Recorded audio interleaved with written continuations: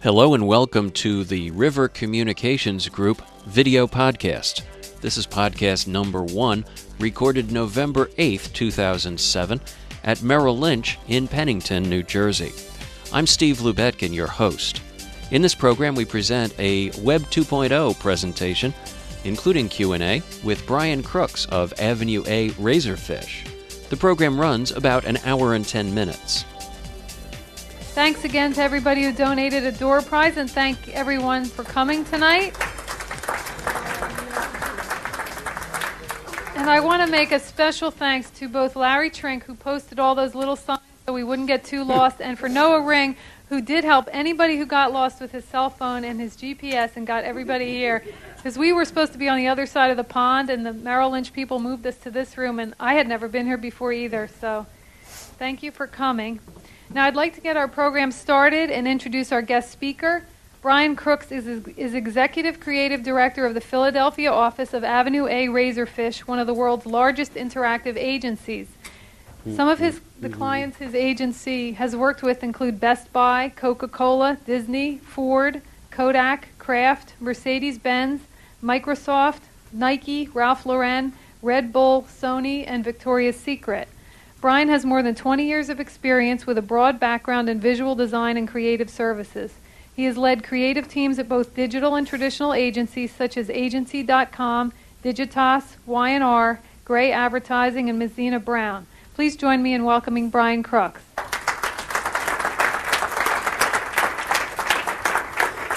Thanks. That's no, I'm all set. I'm lavaliered. This is for a question. Mercifully, I've got it down to about 20 PowerPoint slides because I know that we, as a group, probably are besieged by more PowerPoint than we care to admit on most, given weeks or months sort of thing. So, and the way I've designed this is to be maybe as much thought-provoking and conversation engendering as it is like information dumpering. There's not a lot of like pearls of wisdom here of like how to do things. It's not meant to be a sort of a practical discourse, but kind of a more theoretical one. And then just to sort of addend that sort of promo for myself there, I come originally from general advertising. So I've done out-of-home and print and point of sale. And so as a consequence, I like cameras and I like number 2 lead pencils. And I also like the internet and I like the digital medium. But I think of it as being exactly that, a medium. It's not the end of print as we know it. It's not going to replace TV. It's not going to do any of those things. And that's kind of what I'd like to talk about tonight, the crux of the biscuit. Where we're at right now is how to bring all of those kind of what some people in my business rudely refer to as analog services and digital services together in a way that's relevant for the user. And it's not because of our native intelligence or savvy or smarts. It's because the users, the collective genius of the users, of the customers, of the consumers, or call them what you will out there, is tremendous. And they are, in fact, more savvy and more sophisticated than we are in many respects. And I think that if we can tap into them, we'll really be using this whole notion of Web 2.0. I use that term because it enjoys a lot of currency right now. Everyone loves the notion of Web 2.0. I think it's a bit of a misnomer. What I think it is Consumer 2.0, and I'll get into that in a second. So I've called this thing Revolution Red Do because I started off working in the digital space with what was then Bronner Schlossberg Humphrey. And they had a section called SIG, which later became Bronnercom, which then eventually became Digitas. And that was a really interesting time, and then I went to Agency.com, and then the bubble burst. So what I've done is this is kind of I didn't pick this. There's not a lot of meaning to be found in this initial graphic. I thought it was kind of fun. What's interesting is it's another attempt, another Nicholas Negroponte-esque sort of fashion that people are trying to map out what goes on in the digital space. And it's kind of a zero-sum game because what's happening in this space and in all sorts of communicative events sort of things is changing so rapidly it's a moving target. So to map it at any given moment, it's almost like the Heisenberg uncertainty principle. You can know a thing's position, but not its speed or whatever the hell that thing is. In any event, so you are here. Where exactly that is remains to be seen, but we got it wrong the first time. That was the bubble burst or the shot heard round the world. There were a lot of ludicrous business plans out there. There were a lot of sort of overwrought web presence that was going to distribute video. And again, you remember that. You would sort of begin to download a video. You could go make a sandwich. You could come back. You could watch it download some more. You could go to bed. You could wake up, that sort of thing. So we got it wrong the first time, or how I broke the internet. Because I was there. I was working on it. At the time, the big account for me at the time was Neiman Marcus. And at that time, we'd spent roughly about $9 million of their money. And we had a lot of pundits working with us in the design team on Neiman Marcus. We had this one thing in their Dallas headquarters where a personal shopper could go in and they could assemble an entire outfit for their high-end customers and sort of hang it on a wall, and then the users could go in and remotely control a digital camera so they could zoom in and look at the nap of the fabric or this and that sort of business. It never worked, or it never worked to the degree that everyone sort of promised both the client and certainly the user that it would. So how I broke the internet. And this is the period 1990 through 2000. You'll remember this. None of these exist anymore. This was one of the things where we were going to go, the digital was going to be the remaking of commerce. It was going to be the remaking of print and video. It was going to be everything to everyone. It was all things positive. And in fact, there was a lot of sort of cockamamie business plans and a lot of people sort of drinking a little bit too much of their own Kool-Aid, myself included. So there were cell phones, and that's where they started off in that 1990-esque kind of realm. And there was television. Again, it was great because I knew that you were going to be sitting in a certain seat at a certain time because Seinfeld was on or Bonanza or some other program that was on, and I could then market to you through the truly only rich media channel that was available then, television. And then there were video games, and there were things like Pong. And I remember the big thing with Pong was if you could line up both the paddles and get the ball going back and forth kind of endlessly. And I don't know why that was so intriguing to everybody, but we all did it and then stared kind of drooling at the screen. And then there was music. And this was a time when you could go to the Sam Ash down the street and buy vinyl or a CD or a cassette tape of some sort, you know. And you could also invent bands. They were a known entity. You could market them. You understood the trajectory, what you were going to make in album sales, and exactly how that was marketed. There was a whole infrastructure around that. So this is a chart that I came across. I'm not responsible for the invention of this, that I found on the internet. And this talks about the adoption. I think I have a laser pointer here. There we go. This is the adoption of radio to get to 50 million users, right? This is the adoption of television. This is the adoption of cable, and that's the adoption of the internet. 50,000 users in 5 years.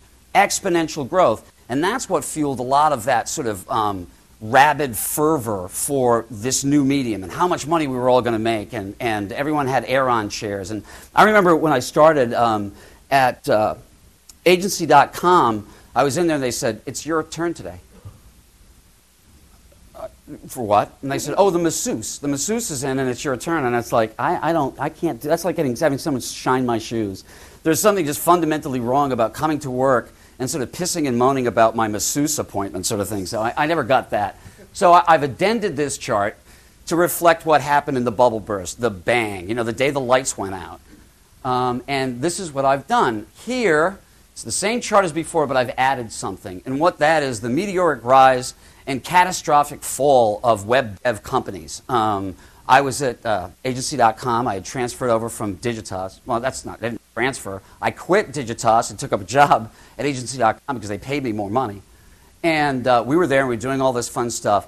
The bubble burst, and I left agency.com in Boston 4 months before they actually closed up that shop. And Razorfish, which is some of the remnants are part of the company that I work for now, Avenue A Razorfish, took a bit of a tumble and stuff like that. So that was the bubble burst. And this is an image that I actually concocted. I took an actual hand grenade and covered it with sprinkles. This is the revolution Red do. This is the kind of kinder, gentler revolution that we're experiencing now. And it's not because I have softened with age or that I've like accrued any greater wisdom. It's that a more potent force in all of sort of marketing and communications has entered the fray. In fact, they never left. And even back in my days in general advertising, the known fact was that I could spend $30 million on a TV campaign, I could do double truck adverts in the Wall Street Journal, I could do any number of these sort of massive advert communicative events. The real power in advertising was word of mouth. It always has been and it always will be. It's that whole water cooler notion. So revolution ready, do, or it's the end of the world as we know it. What it is that I think the Apple iPhone is interesting not because of the hoopla that surrounded it. What I noticed is that early adopters, the real tech geeks, when they were sort of being interviewed on Channel 4 and Channel 6 and standing in line with the mayor of Philadelphia waiting for the iPhone to come out, there were a bunch of people who said, I'm not buying it now. I'm buying version 3. I have every intention of buying into the franchise. I will own an iPhone, but not until version 3. Because I'm anticipating in version 3 there's going to be software, it's going to be the kinks are worked out, whatever it is. And it turns the whole notion that we used to work on in advertising of early adopters. We could get out there and do our sort of our funkiest work, our most daring sort of TV spots or print things, or even guerrilla marketing, which was even then bandied about.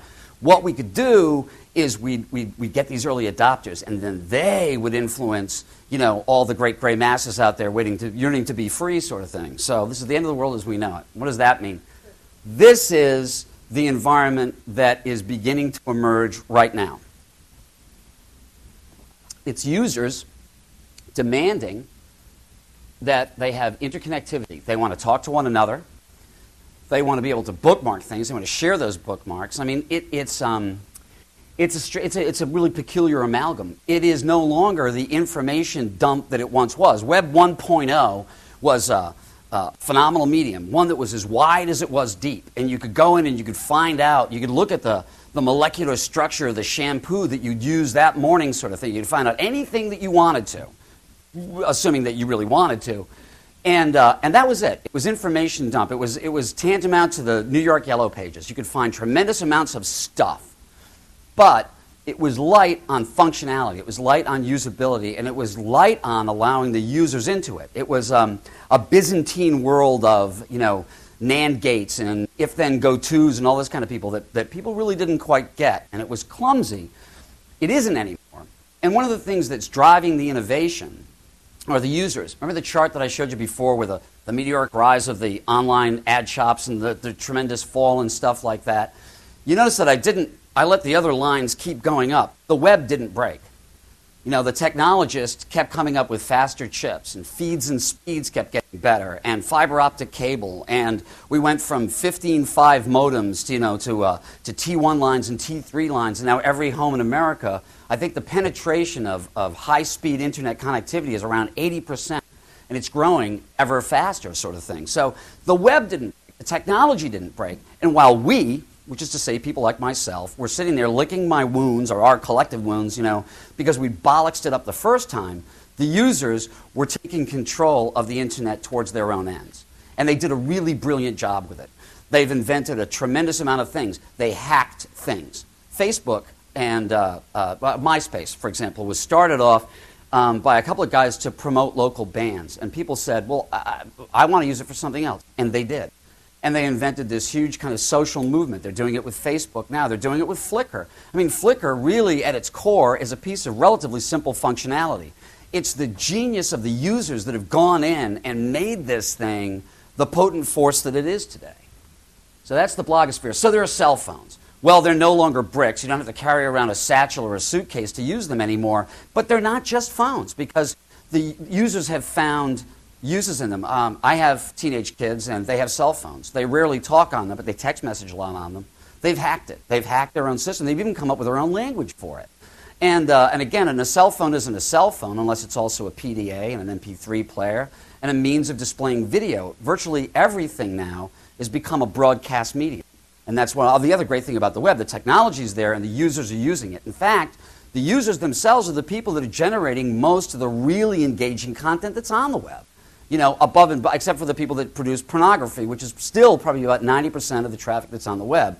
I often say to the young designers that come into my shop, it's like, look, the web is kind of like, it's young, it has bad skin, and an enormous sex drive. But be patient. Be patient, it will get better, sort of thing.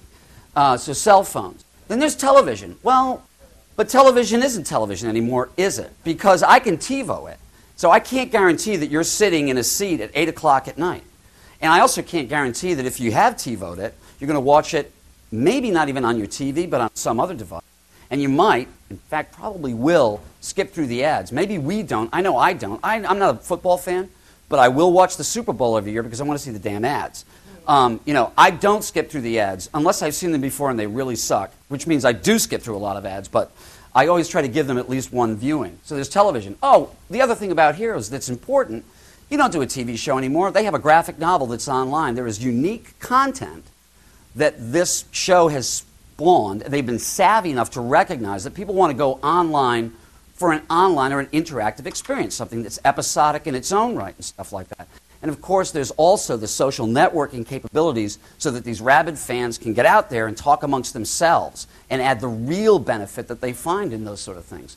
There are video games. I was talking to someone here before about their son who's an Xbox addict. Well, so is mine. And again, it's not a video game unless I'm also playing with my friends in France or Great Britain or Beijing. So that is changing and is going to go somewhere remarkably different. I don't have an example of it, but I've become something of a GPS geek, and I have my little TomTom, and I monkey with it. And because it's a Linux-based operating system, I've hacked into it, and I've come up with my own custom screens and a few other things. And I've found some neat applications. One was invented by a guy in the Netherlands called Tyre, and I can go on to Google Earth. I can map an entire journey, because I like to do motorcycle touring. I can map the entire journey, click waypoints, download the list of waypoints right into my GPS unit, and then follow them. I've built my own tour.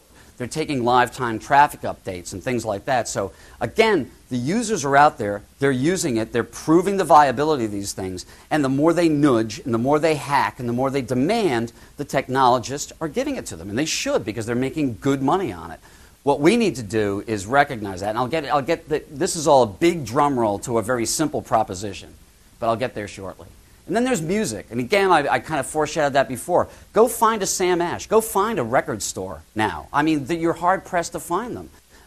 That whole thing has been turned on its ear. And what turned it on its ear wasn't Apple and iTunes. It was the people. They recognized that if they provided something that was a legitimate service, that really added value and true functionality, that people, because they're smart and they're cheap and they should be, are going to go out there and use the thing. It's just genius. And it's just, again, the companies that seem to do remarkably well are the ones that go out there and say, I'm not going to pander to people's stupidity. Again, I heard this when I was cutting my teeth in general advertising. It's like, hey, this campaign's got to have legs. It's got to play in the trailer parks. I remember I had a creative director say, it's got to play in the trailer parks. It's like, ooh. There's an ugly sentiment, sort of thing, if ever there was, because if it plays in enough trailer parks, they hold the power, not me. And I can sit there and be smug and savvy and all this kind of digital hoopla. It doesn't mean bupkis, because the people with the purse strings, the people with the real intelligence, are in exactly those kind of places. So music has been turned on its ear for the better. In fact, Radiohead, again, there's a band, not a record company, but a band said, okay, I'm gonna change it yet again. I'm gonna twiddle the dial another 10 degrees and see what happens. See who adopts it. They've, for those of you not familiar with it, they launched their most recent album, Son's Record Company. They just obviated them. They just didn't do it. And they said, here it is, download it at your pleasure. Please donate whatever you think is appropriate payment for the goods and services that we have proffered, for you, sort of stuff. Remains to be seen how it works out. But again, it's another one of those kind of Kierkegaardian leaps of faith, and that smart. There's a band that did it, and sort of in one fell swoop they may not have, they may fall flat on their face, but they may have just kind of toppled a big chunk of an industry that's been around for the better part of the 20th century and well into this one. So boom, that's where we are now, and this is a map that apparently demonstrates some other thing on the web. I find virtually all my images, when I'm not sort of candy coating hand grenades, I find all my images by Google search. I don't even go to stock companies anymore for these kind of things, because I can't get sued. I'm not actually going to sell this. I will take donations at the end of the conversation, but boom, this is where it is right now. Everything's exploding, and it's up to us to be as facile and as fast as the consumer. It's consumer 2.0. You know, where once we thought we had lockdown, you know, when we were sitting there, you know, fiddling with the knobs and dials and sort of like patting each other on the back that we were the next great inventors of this, the next wave and all this kind of nonsense, they were out there doing the real work.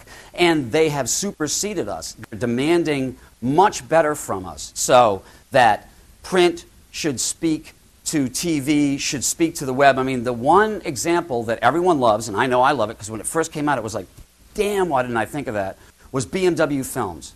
They went, and first of all, they got A-list directors, right? Tony Scott to do this whole video, and it was like aerials, gyro-stabilized cameras, the things were shot in Panavision. I mean, big, full-on, you know, the kind of ad spend that would have been like a $200,000-$300,000 shooting budget just to get the stuff, let alone the $50 million you'd have to spend to buy the media to place it on. Well, what they did is they took all of that sweet footage, they used the B-roll to make the trailer.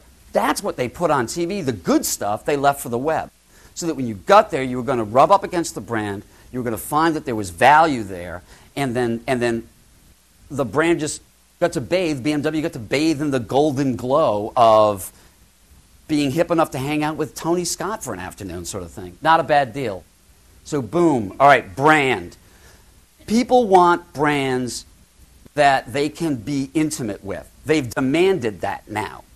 They're hacking our brands. You know, our clients aren't our clients in the way that they once were.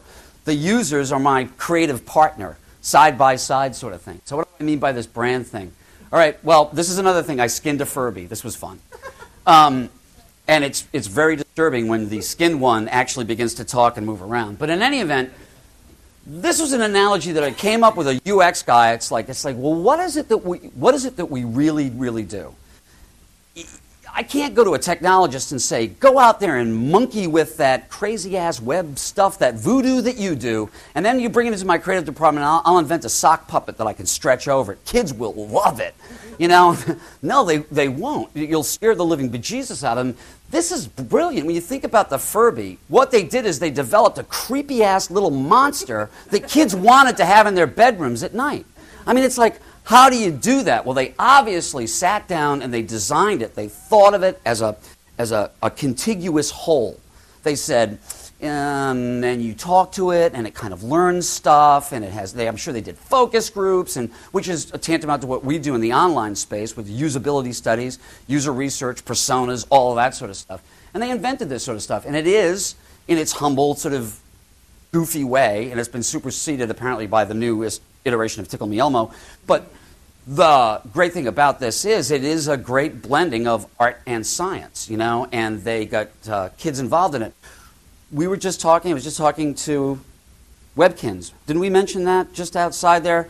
My kids are beyond that age, but I have people that I work with, and they have Webkins, these little dolls that you buy for X amount of money, but then what it is, you go online, and they're pre-registered to live within this universe, and you can kind of administer their life. Think of like the Tamagotchi, like pet sort of things on steroids. And kids love them. They've built this franchise that's absolutely huge. And kids love this sort of stuff. And so the way they monetize it is a lot of the way that for example, Microsoft monetizes the Xbox. They don't make any money on the bloody box. What they make money on is the subscriptions to the Xbox Live service and on the games and things like that. Well, it's the same things with these sort of online pets. It's kind of The Sims meets Chia Pets meets some other sort of thing. But again, they've come up with a more intriguing and value-adding whole for the consumers to sort of get into, to decode. People love to decode things. I don't know if anyone was familiar with when Ray Gun magazine first came out. The guy that founded the magazine was a kind of a type genius. I mean, the guy was a little bit dysfunctional, but he tortured type in that magazine. There were spreads, for example, that you'd start reading the type and it would go, nah. It would go all the way to the end there. You'd have to turn the page to read it coming the other way. I mean, he was constantly, or they were constantly playing with print and type as a medium. And you'd think that people would be like way outside their comfort zone. But the magazine was a success in its day because it gave people something that they could decode, and then you'd form a tribe, right? When we launched Garnier Fructis, that was the insight that drove the design that we did. It's not like people with dirty hair. You know, that's about as flat-footed as you could possibly get. And all you're doing is coming up with a parody product. We said, no, the group they need a method by which they can communicate and talk amongst each other. Not that it was Web 2.0-esque, but the insight was that we were marketing hair care products to tribes of people that wanted to identify themselves in a certain way. Raygun did the same thing. There are other people out there doing other things that are building things, that are pushing things, that are making things more intriguing and allowing people to identify themselves with them and to decode them. Again, they're incredibly bright, this group O users, the customers, sort of thing. Another pet peeve of mine is the notion of customer relationship management. That is even worse than playing in the trailer parks, in my humble estimation. It's almost like saying, I have good friends. They're good friends of mine. I've known them for years, and I manage our relationship. They would punch me in the mouth if I ever heard a good friend talking about that. Or if someone ever said that about me, it's like, Brian, it's really, we really like you. You're a good friend of ours, and it's fun managing you. Managing, your relationship with me. It's like, ew. Anyways. So, brand modularity is a term that I coined for the purposes of this talk. It's give people something that they can explore, that they can take part of it. And why I say modularity, it's you can't give them the whole brand. I mean, brands have worked for a long time to be what they are, and with good reason. They spent a lot of money on it. They do have a certain intellectual capital, a certain place within the market space that they have to defend and maintain, sort of stuff. So when we talk about going out to the users, what parts can we let them play with? What parts can we let them experiment with and decode and share amongst themselves? An interesting case study is the GMC Yukon. They did a web kind of application where it was edit your own Yukon video, and they had video footage of the GMC Yukon that they'd culled from TV spots. It's sitting on top of a brave promontory and eagles fly by, and it was really pretty awful, but despite that, you could edit your own GMC Yukon video, and they had a kind of a character generator type functionality. You could add characters and this and that, and you do these bang up, video ads extolling the virtues of a 12,000-pound, gas-guzzling SUV. Well, what happened is the people of a slightly greener bent decided to really use this app, and they did a bunch of faux commercials that completely pilloried the Yukon. I mean, lambasted it from stem to stern. Interestingly, though, and way out of character, GMC didn't do anything. They didn't say, tick-a-tone, and I don't know, I wasn't privy. I wasn't in the boardroom when that conversation was had, but maybe, and I like to believe, just maybe, they said, look, heist by our own petard. We said we were going to give people an opportunity and the technology that they had a chance to do a little free speech. And we didn't give them any printers. We said we will only allow you to edit things that make us look good. So they didn't do anything. Well, interestingly, what happened was the people that really liked 12,000-pound SUVs got pissed off. And they started doing kind of counter ads to kind of do the dig to the greenie weenies, sort of thing. And what happened was at the end of this whole thing that the sales of GMC Yukons went up. Go figure. I mean, but there's a lesson in there somewhere.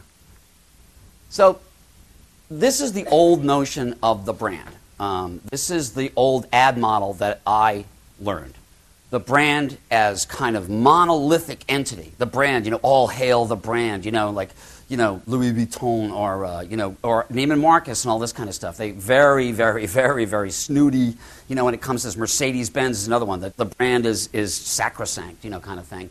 And what you do is the customers, you're going to get those customers and draw them in like moths to the flame, and let them orbit around the sun that is the brand kind of thing. Well, it doesn't work that way anymore. It's a mashup, and your customers now own parts of your brand. And the less that you let go, if you don't figure out how to make it modular and use the genius of these people to play with the brand, they're going to hack it. They're going to take pieces and they're going to do it. They're going to do it on things like blogs and social networking sites and on YouTube. They're going to make very hysterical videos about your brand, and some of them will extol it, and if you're not very careful, some of them will rip you a brand new one, kind of thing. So That's what it is. It's a mashup. It's a Google Maps mashup. That's a great thing. Google Maps. They came out. It's like mapping. How humdrum can you get? It's a map. What can you possibly do with a map? You know? Well, you let everyone sort of begin to play around with the map, and you are astounded at what you can do with maps. And again, it's the collective genius of the audience out there doing this sort of stuff. So if we, as advertisers or marketeers, or call us whatever the flavor of the month is, if we go out there and we design things that really go across all the medium, so people aren't like, why does the website not do anything vaguely akin to what I saw on TV, and why are the print ads this way, and could you please not send me all this direct mail, and whatever that sort of daisy chain of communicative events that we do, we better get that together. So again, I don't think that the internet is the ne plus ultra of mediums. I don't think TV is either. I think it's those great little moments of communication that happen across the boards within those things. It's like, and we now have this digital medium is this great place where we can meet these people and talk to them. Because the old model, I think I have a slide that addresses that. Oh, I do. This is the old model, right? It was, we need to attract your attention in a crowded marketplace, right? Then we need to get in front of you with progressively more robust media that has greater kind of real estate, right? Like a print ad, more text than a TV spot. TV spot, you got 30 seconds. It's got to have a good beat. You can dance to it, that kind of thing. So by the time you get them into print, maybe you can establish a little bit more of a proposition sort of thing. Oh, direct mail. If I can get past, you know, the armored door on the front of your house kind of thing, and I can get an open rate of 0.05%. Wow, think about what that does. And there was the web in its earliest incarnation, you know, sort of thing like, please come to our digital property where you can find out lots and lots and lots of stuff about us. In fact, a lot more stuff about us than you probably want. And then, relationship management. Now we had you, right? We had name capture. And we could begin to send you like newsletters and custom published magazines. I did a custom published magazine with Meredith for Nestle, you know, but we also had a digital property on it. That was a great success because for those people in the audience that wanted print, it was there. For those people that wanted digital, it was there. And a big chunk of them wanted both. No great surprise, although it was to us at the time. It was like, well, I don't have time to read the print. I want it on my coffee table. I'll glance through it. But I also, maybe I want to check out that article while I'm at work, or maybe I want it as a WAP enable site so I can check out the recipes when I'm at the store and that sort of thing. So this is the old model, right? So you go from, and again, there's a lot of ways that we've been taught to think about it in marketing ease. There's awareness through trial, adoption, and advocacy. See, that is still the linchpin, right? Isn't it? That's the word of mouth. You get people out there saying, you really want to use this shampoo because, I don't know, for whatever reason, it's the best shampoo that ever was, kind of thing. Well, here is the model now, right? Unbeknownst to us, technologists are out there coming up with all kinds of, crazy-ass devices, and the phone that does 50 things, and my PDA, and my website, and my mobile, my WAP-enabled website. My laptop is different than my thing. There's all this video on demand, so there's the nascent kind of beginnings of digital TV, because we have the 1-foot screen, the 2-foot screen, and the 10-foot screen, right? Lean forward, lean back, mediums, all that kind of stuff. Here's the thing. They can turn it on and off at will. I refuse to take your content. I like Heroes. I won't watch it on my TV, so there. And I certainly won't watch it at 8 o'clock on Thursday night or whenever it's on, kind of thing. So you turn it off. So you need to be, a lot of people talk about ubiquity. Well, the ubiquity is great if you're sitting on top of $50 grillion. You just buy ad space everywhere. And that pisses people off, too. I think you need to understand the users, these specific channels, and then you need to come up with content or functionality, better still, that it becomes a utility, you're delivering value to them on these channels sort of stuff. Then you're beginning to actually talk to them, address a need. Now you really have permission to begin to do that dialogue thing that we seem to know and love so much. So this is a play on an old Marxist adage, and I think it's kind of fun because it means something completely different, and I'm not a Marxist. But the workers control the means of production, and that's the truth. And this is a cool thing. Again, I found it on Google. Somebody made this neat sort of digital map out of Post-it notes, And some user figured that out, that each one was like a pixel, you know, who knows what the thought process was, but then they developed that, which is pretty damn funky. I mean, it's just like, I would be thrilled if someone in my creative department, if I came in and they were all at a wall sticking up Post-it notes and replicating the Mona Lisa or something like that, you know, but that's the new truth. That we have not been made irrelevant. We've, in fact, if anything, are probably more relevant right now any time in marketing and communications history. You know, we're no longer preaching from the mountaintop. You know, it's not monologue, it's dialogue. So that, to me, is the end of that thing. So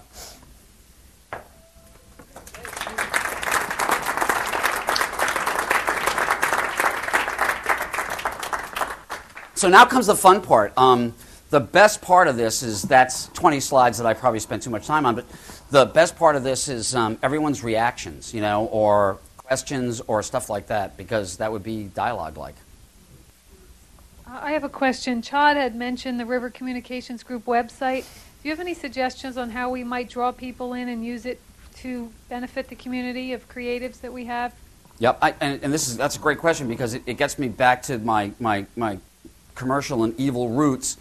You need to do something that's marketing ease. Again, that you've given people a platform to speak on.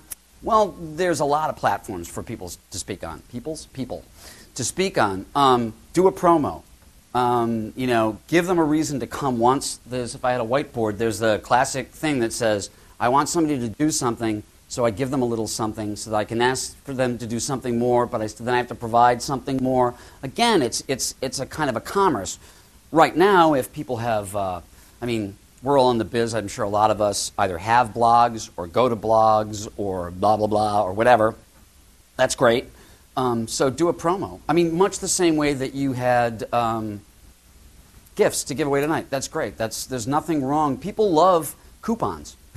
You know, I've done a ton of sites where, you know, consumer packaged goods, you do a product launch, damn well better have coupons, and you better have samples out there, and you better have a means of just, you know, that kind of thing. So I would be commercial. I mean, we're marketers, and for some reason we all think that we're above being marketed to. Just baloney. I mean, I'm a walking billboard for being marketed to.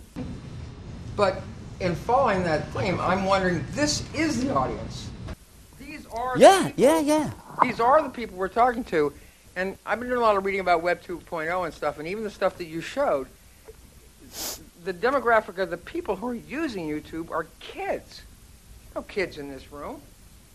Ain't necessarily so. Some of the biggest online gamers are women 35 plus. No, they're not playing Myst or Doom. I mean, it's not first-person shooters, but they're out there doing, you know, Sudoku or something like that. So you'd be surprised. You really would be surprised. And it's true that, like, people talk about blogs. It's sexy and fashionable. I don't do a blog. I don't have the time. I don't use IM at work, and people think I'm a Luddite. You know, it's like, you don't use IM? It's like, it's chaff. It's stupid. We work within a city block. I still put a lot of faith in going up and looking at someone in the eyeballs and intimidating the living hell out of them to get what I want, you know, sort of thing. So I think the rough analysis is that 2% of the people do most of the content on the web and 98% of the people consume it. Well, okay, 2% of like a grillion people's a boatload of people. You know, so you get into that numbers game. Or like the other weird fact is people talk about RSS feeds. And if you poll the casual users, most people, and I do mean like most people, like I think it's 2% or 3% or some remarkably low percent of people know what an RSS feed is. 40-something% of the people that engage in the web use them, you know, sort of thing. So ask this group, how many here use RSS feeds? Real simple syndication. Look at the number of hands. HTML, hypertext markup language, it doesn't matter. Like I said, the trick is that people are using it. If you find convenience in it, you use it. If you like have like a homepage where you have a weather feed or a weather feed on like your desktop, if you have a custom Google thing, you're using RSS. You don't have to know what it is. And, I mean, I can't code HTML. I never learned. You know, I can edit video though. And again, I have a lot of like young Flash developers who have a lot of like opposable thumb skills, you know, and they really understand Flash a lot. And you look at what they do, and they say, "But where's the story? I mean, where's that inner metronome that like where's the pacing?" And they're like, "What?" And it's like, well, when they asked Orson Welles, when he made Citizen Kane, they're like, you were like in theater, you did radio, how did you make one of the most seminal films of the 20th century, like out of the box? And he said, I watched John Ford's Stagecoach 12 times. You know? That's a great answer. It's probably the best answer I've ever heard for anything. But, and I'm talking to these young people saying, you've seen 1 trillion hours of some of the best video ever shot and edited.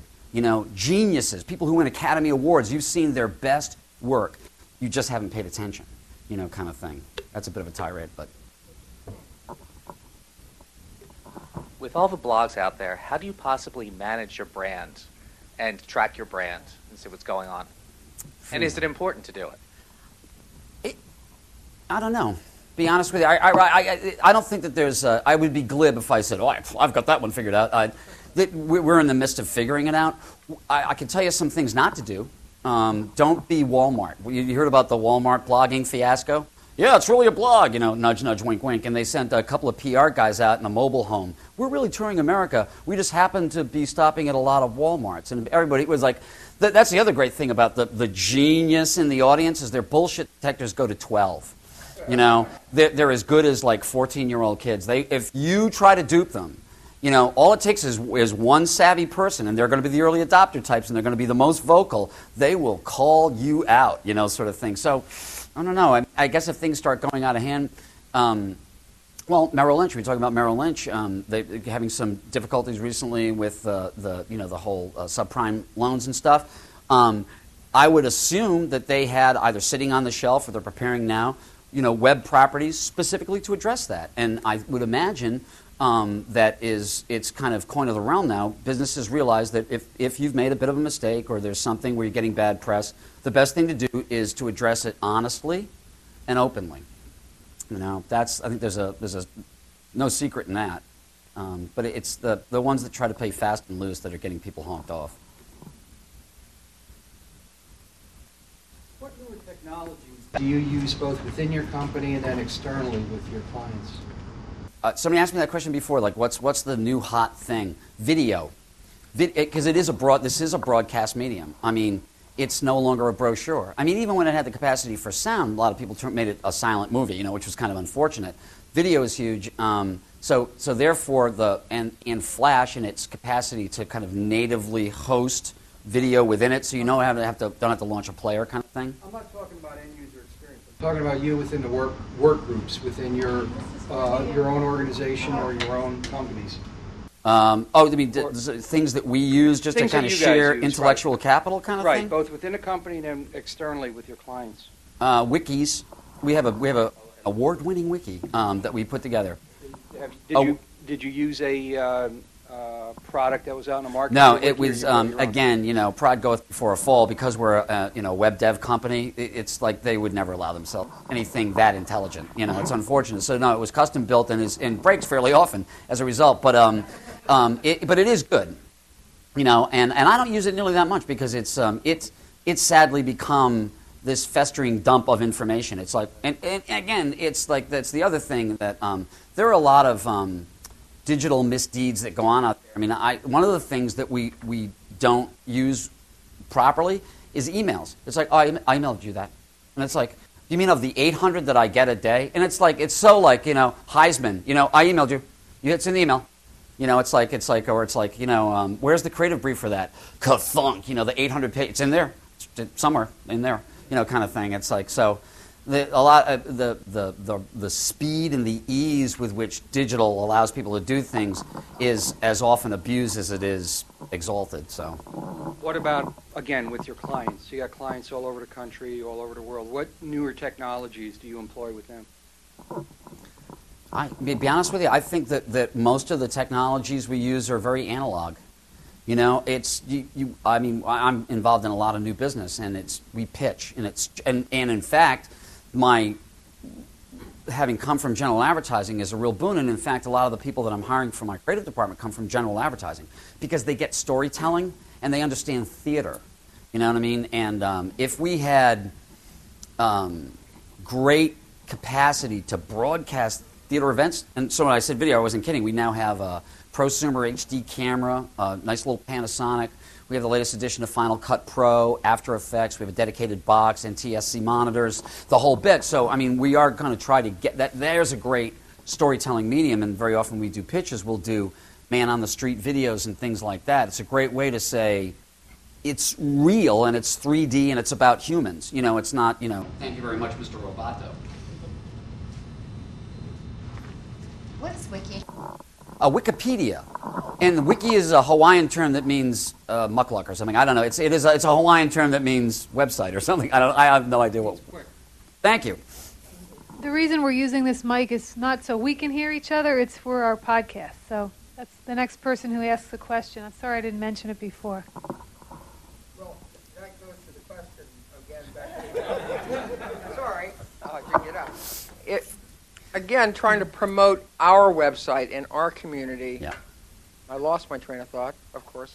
But if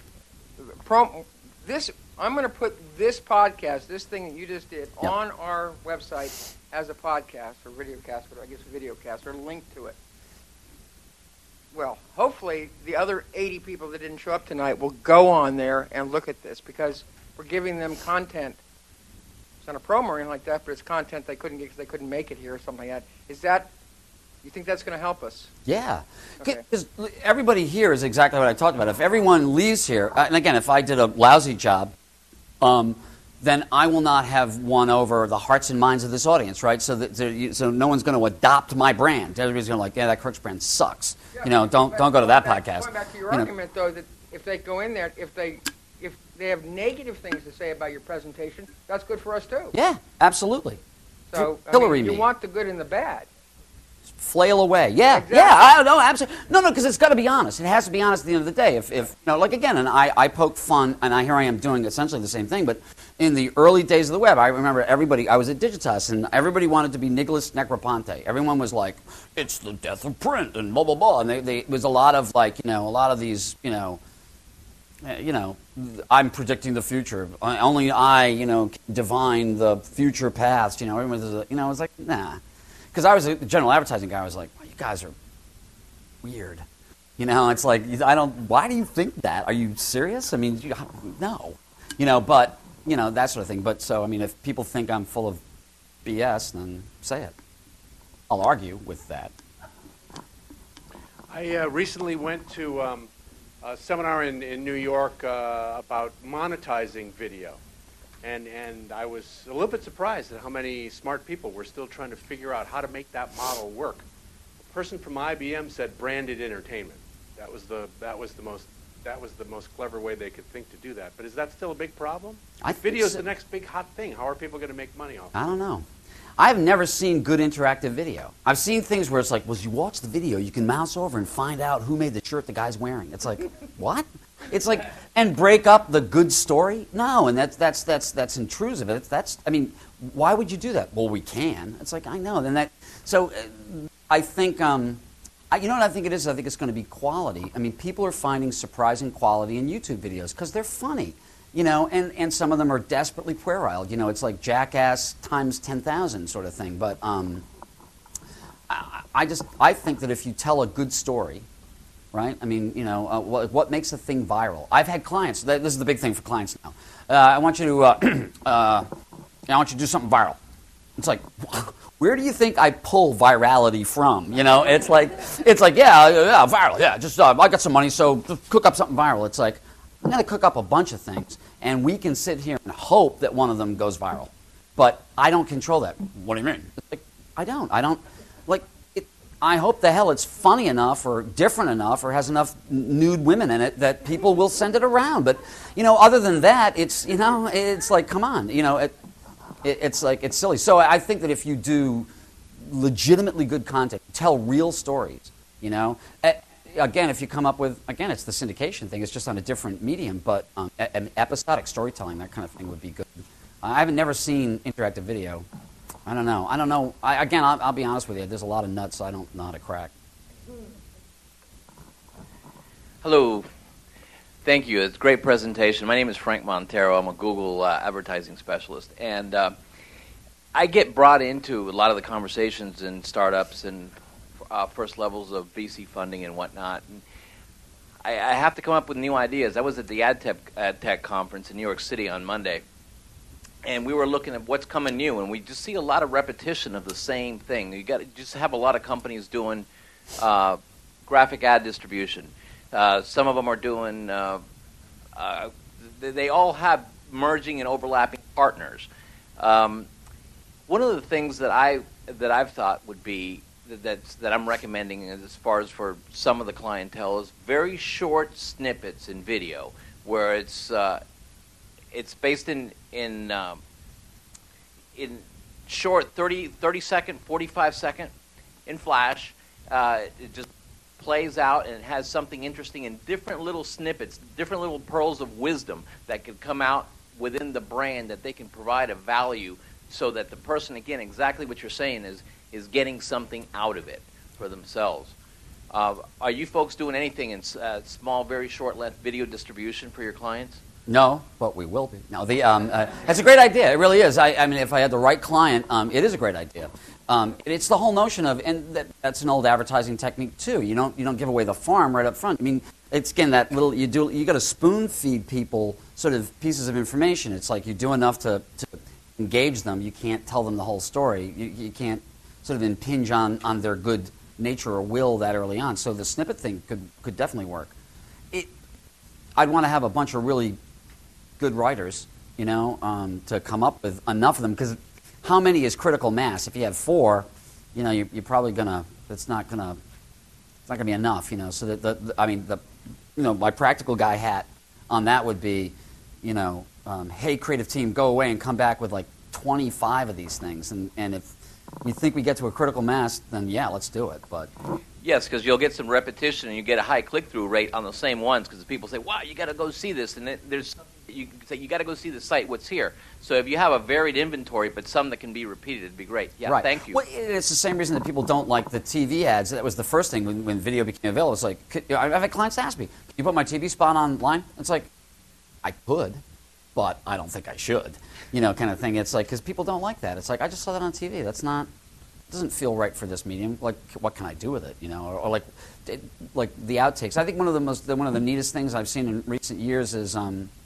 a lot of the CGI animated films where they develop their own bloopers and stuff for the end of the movies. I think those are hysterical. And it was a stroke of genius. Somebody said, let's make our own phony bloopers, and they're great. And it's like you get it when you get the videos and stuff, and it's like such added value stuff. I think I've heard a lot of people talk more about the faux bloopers than they did about the animated film itself, or the shorts that they package with it, and that kind of goes to your snippet idea. Hi.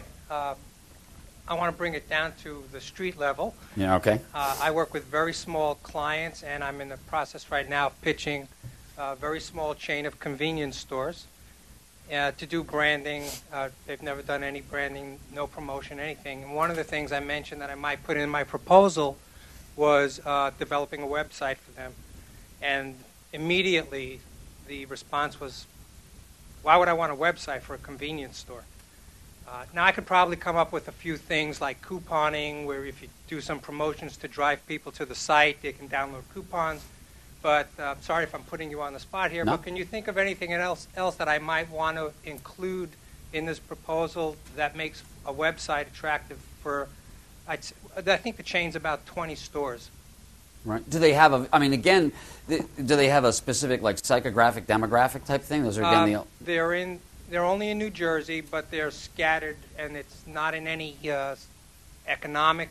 They don't choose their stores by economic or demographic. It's all over the map. Right. Because I was approached once. I guess it was at Digitas, and it was a Gillette company. It was Clean and Clear, sort of pimple medication for girls, and they said we need a website. And then a lot of the account people said, okay, yeah. And when would you like that? Kind of thing. When they came back to us and said the client wants, it's like, why would you build a website about pimples for 14-year-old girls? I mean, am I the only one that's thinking this? Because it's like, here are young girls in 20th century America, have self-esteem issues, and you're going to build a site about zits? I mean, it doesn't make sense. So when we went back to them, we said, maybe you don't need a website. What you need is a digital presence. Maybe you can find a way to go play hockey where the puck is. So we said, where are these young girls? And it's not iVillage. I forget, we came up with it. We had their media people do look around and found out where the heavy traffic sites were, and we did like e-cards that they could send to one another, little like sound mixing things and stuff like that. And we also sponsored content brought to you by Clean and Clear on those sites for those kind of things. So it was a great success. They really didn't need a website. So you might want to think of other ways to get things out there. I mean, you know, it's an interesting problem because I know what you mean. But I don't think a website is the end-all, be-all. You know, it's a digital presence, or you know, and it can be fairly light. And they might be. I mean, you know, a convenience store, they might be better off because again, I'm not. For me, it doesn't always have to be digital. I mean, if they did drive-time radio spots or build like some out-of-home stuff, or some great stuff that's, you know, POS, some point-of-sale stuff that they did in their own stores and things like that. Something really grassrootsy kind of thing. Those are things that are the things you've just mentioned are givens in my proposal. Sure. But my thinking was perhaps there's a way of getting more information to the potential client, or some big name branded convenience store chains are their competition. Sure. And they can't afford to do the same kind of advertising. My thinking was, with the promotions, with the POS, things like that, if we can somehow get them to be interested in this chain, is there content on the website that I could put on a website that would develop a loyalty to this brand? Mm-hmm. Maybe I'm just stretching it too far for a small business. Yeah, I mean, there are other venues out there. There's YouTube. I mean, you might want to do like some simple goof videos about the bigger stores that are their competition, you know, and why they're kind of like a pain in the ass, you know, sort of thing, and or whatever, and be very sort of like insouciant, you know, kind of thing, and get those on YouTube. And then again, you've got them there. How do you drive people there? Well, you got people coming in the store. So if you did some point of sale thing that got people to go there, I mean, it seems to me that the people already coming to the store, because again, classic advertising, it's either about retention or acquisition, essentially, right? So it seems to me that their desire to get out there and advertise is about acquisition. They want you know, more people involved with the franchise, you know, actually coming to the stores. So, but they already have. You have to assume that some of the audience coming to their stores are already advocates. So how do you turn those into an advertising arm? So you might get those people, you know, events and promotions are huge. Do a promotion that says make a video for this chain, right?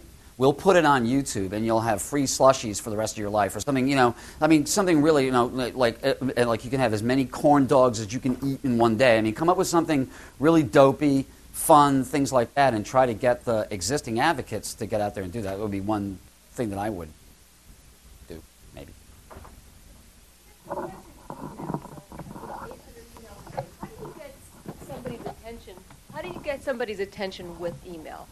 And do you do a bunch? Do you use email for advertising, especially if you know who your targeted market is, and you're trying to get past that 750 emails in front of yours?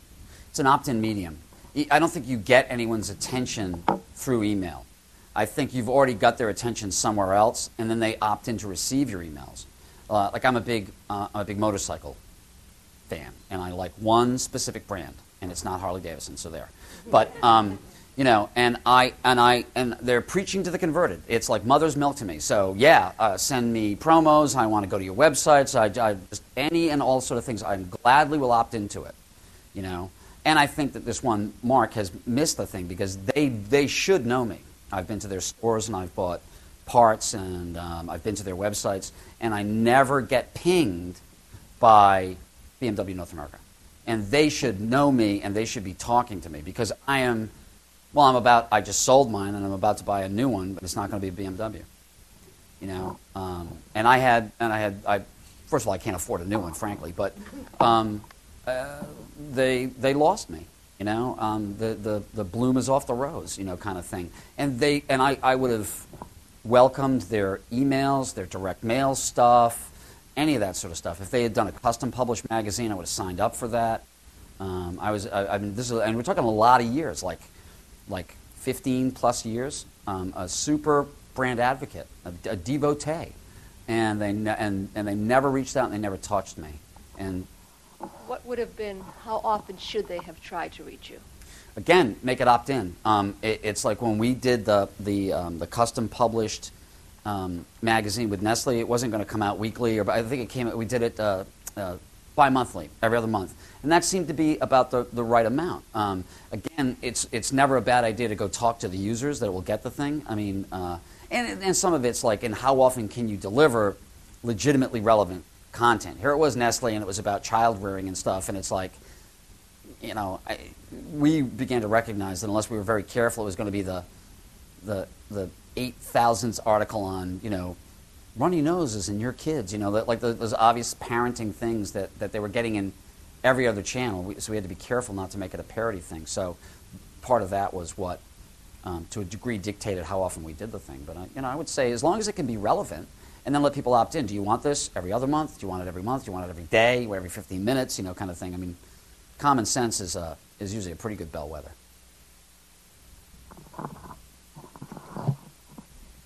I work in a company where our demographics are men within 5 years of retirement. It's international trade and transportation. So we know in 5 years we're going to have a whole bunch of young up-and-comers to address, but how do we fit this demographic with new technology and the whole Web 2.0 thing when they still want to buy our 50-pound directories and our weekly magazines and things like that? I mean, but are you reaching them with your 50-pound directories? Yeah. Then there you go. I mean, we dealt with that recently. Somebody was saying, hey, we have this community, and what kind of community things can you do? And it's like, well, they already have a pretty strong community, don't they? It's a pharma company. It's for a hemophilia drug. There's 20,000 people that have this, and they have a very tight community and stuff. Oh, and by the way, our reps are already sort of like invited into their community. They all go to this one big conference every year. What could you do online? And it's like, why would we? I mean, why would we? I mean, we could seriously be potentially cannibalizing your own audience if you're already doing good. And you've got real humans out there. I mean, you've kind of, that's the Rosetta Stone. I mean, you have live humans talking to other live humans. I mean, I can concoct an online forum for them, but will they use it? Why should they? You know, it's not the end. Again, it's not the end all be all. I mean, Web 2.0 is great for people that use it. But it is the ownership company that purchased us 2 years ago that's forcing us to move forward like this. So it's been a real struggle. Yeah. Yeah. Well, again, it gets to those are tough conversations to have. But I've had them with clients before too. It's like, here's what I want. It's like, no, you don't. I mean, even when I was in advertising, it was the same thing. It was like, I want a poster. Okay, great. I would love to design posters, and then they give you it has to contain this much information, and they'd say, no, you don't want a poster. Young upstart. It's like, no, you want a brochure. I mean, you've got a lot to say there. A poster, that would be, that's not what you need, sort of thing. And sometimes I could convince them of that, and other times I made really bad posters.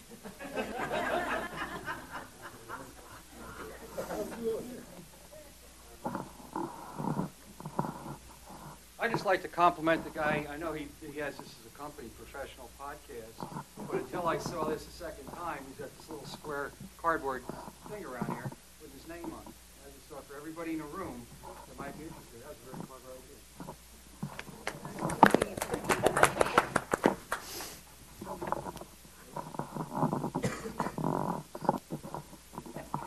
Okay, the three of us are sitting back here. Each of us we're authors and professional speakers. We each write about different things. And I think we all have some kind of a newsletter. Well, you and I do anyway. And the question is, how do we drive more people to our site so that we get more paid speaking engagements? What are we giving them? Like, I have tons of articles on my site that I've written and resources for people.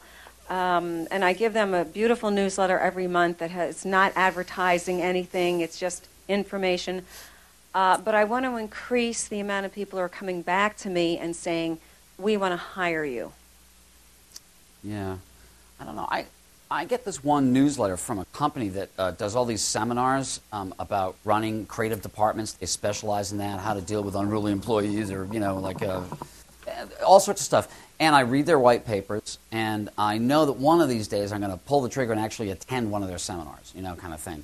But it came to me, and there was value there. So, I mean, and again, the classic thing in newsletters is, you do like the first paragraph, you kind of tickle them into the story, and then if it intrigues them enough, then they go to the site. I would think that the strategy that I would employ there would be, again, spoon-feeding content. You need to attract them. And then the other, again, I go right back to the when you're speaking and people like in front of you. Like I don't have any commercial reason to do this speaking gigs other than it's good PR for the company and it's good, with regards to hiring and stuff like that. So I'm going to hand out. I got 3 pens here too, by the way. For I get swag. It's me handing out pens and business cards. But if I really wanted people to go to my site and do that sort of stuff, I might have a handout for the audience or something like that because I do that already. Kind of play on the. Because again, in the audience, there's going to be some people who will go, "Wow, that was really great," and they're going to want to go to your website, and maybe they'll email friends and things like that. So I would. But to keep them coming back, that's the thing. Like once they've gone through my site, I don't keep adding. Like when I do add articles, I guess I could send through my newsletter a new article posted on site or something like that. I want to get them to keep coming back. And then you were saying about engaging them, like. How can, this is conflict resolution, anger management, peacemaking skills, parenting. How can I get them to interact with that site in such a way that they want to keep going back and then saying, oh, yeah, we should bring her out to, help us with this? Again, the company that I've dealt with, they podcasts. Oh, I could, yeah. A podcast. Free teleseminar. Yeah, that's good. Podcasts, video podcasts are good because that's, again, very engaging. They can kind of test drive you, sort of thing. They can take a look at one of your presentations, things like that. White papers, again, you can afford those kind of more digitally enabled people an RSS feed. So anytime that you get new content on your site, it shows up or it give them opportunities to opt into, become part of an email stream or something like that. But it would be, it's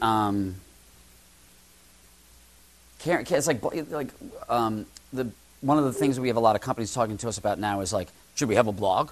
It's yeah. I mean, if you have someone that can write the damn thing, it's because a lot of companies have done that. They've done blogs because blogs are hip, but they don't realize there's a lot of care and feeding to it. But if you're a writer to begin with and are don't have a problem doing that, I mean, maybe what you can do is, as opposed to a website that feels very static, if it's a blog, you get on it every day and you're commenting about things. That might be a way to have sort of constantly refresh content. And just a little bit broader reach in that respect. And you become part of the blogosphere. So if you get other bloggers actually referencing your site and cross-linking and stuff like that, that'll be good. And because of some of the Google search technology that specifically searches blogs, that would be a great thing. So, Are you familiar with I think Jeffrey Gitmore? He's like a sales motivational guy. He's got a very good site. He's got a very good newsletter. In every newsletter, it's laid out well, but he's also got what he calls the rant, and it's about a 2-minute clip of some specific issue, and it's very, very engaging. And I'm not in sales in any way, right? I get his newsletter and I go to the site. He's got a couple books out. The most recent one is I think called Yes, a little yellow book of Yes. Very good site, very good newsletter. Infotainment, right? It's kind of what it is. He's got this one thing that maybe doesn't go to his core offering, but it's is a easy way to kind of rub up against some of that content. It's basically, his philosophy is just throw out stuff for free because if you got a lot more, if you really know what you're talking about, it's no big deal. And like you said, you give people a preview of it, and they'll come back. And my boss is now going down to his $1,000 seminar in Florida. And it only has to work once, right? Yeah. Would you kindly repeat his name? I think it's Gitmore, Jeffrey, Gito. You know what I'll do? I'll put his website up on the forum so everybody Thank you. Thank you for coming to